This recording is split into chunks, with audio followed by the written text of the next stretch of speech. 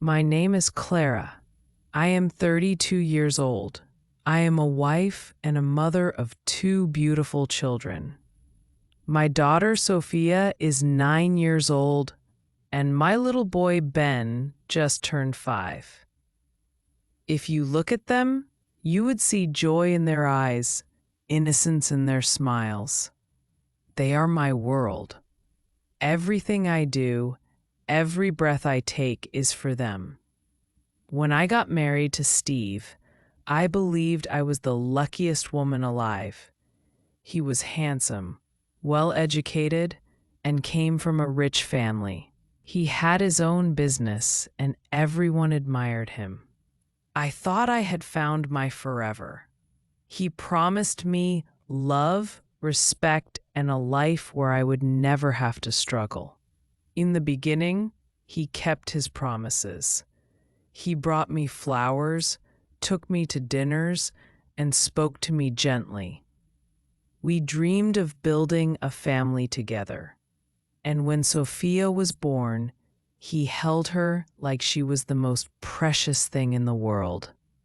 2 years later, Ben came into our lives, and I thought, this is it, my happy family.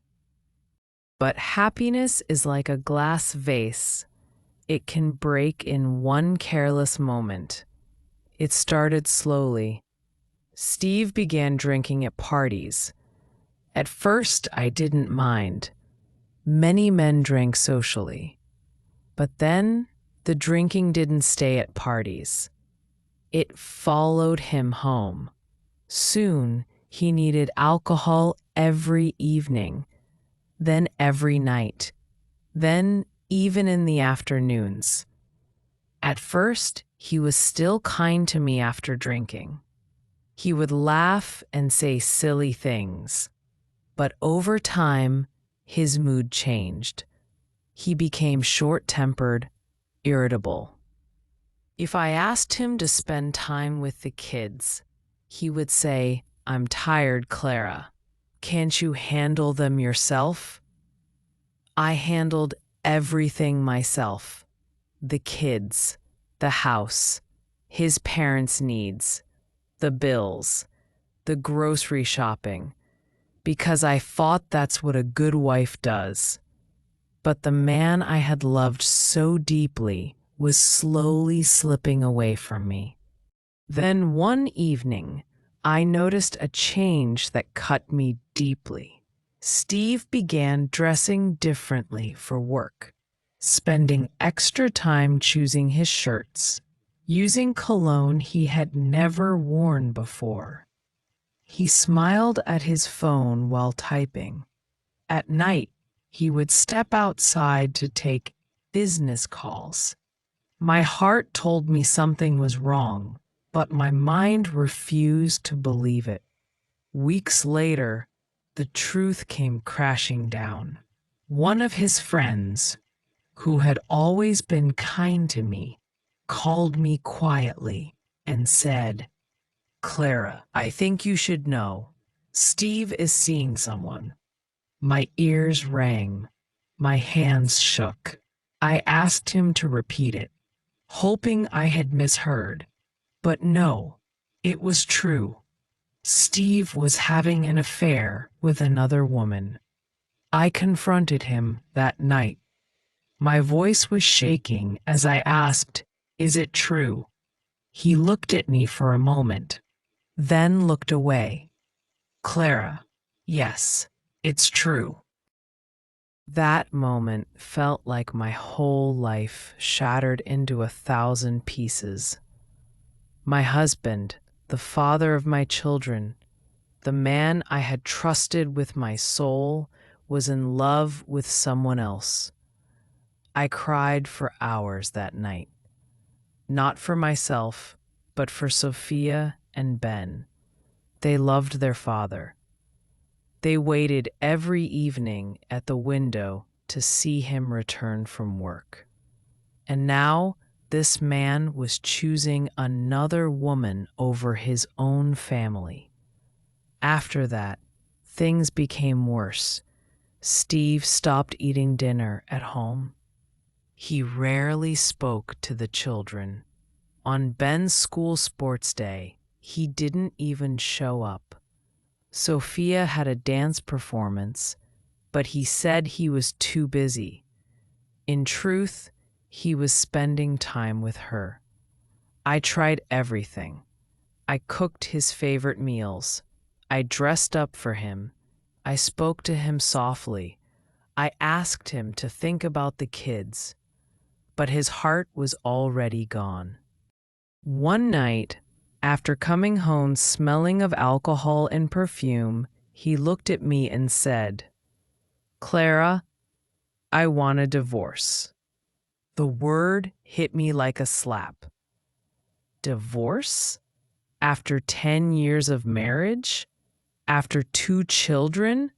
After everything I gave up for him? I felt the ground slip beneath my feet. My chest tightened, and my breath felt heavy. I begged him, not for myself, but for our kids. I said, "Steve, think about Sophia and Ben. They need their father." He just shook his head and said, "They'll be fine. You're strong. You'll manage." How could he say that? How could he believe children could be fine without the love and care of their father? The days after that were a blur. I tried to hide my tears from the children, but sometimes Sophia would touch my face and say, "Mama, why are you sad?" Ben, in his little voice, would say, "Mama, don't cry. I will protect you."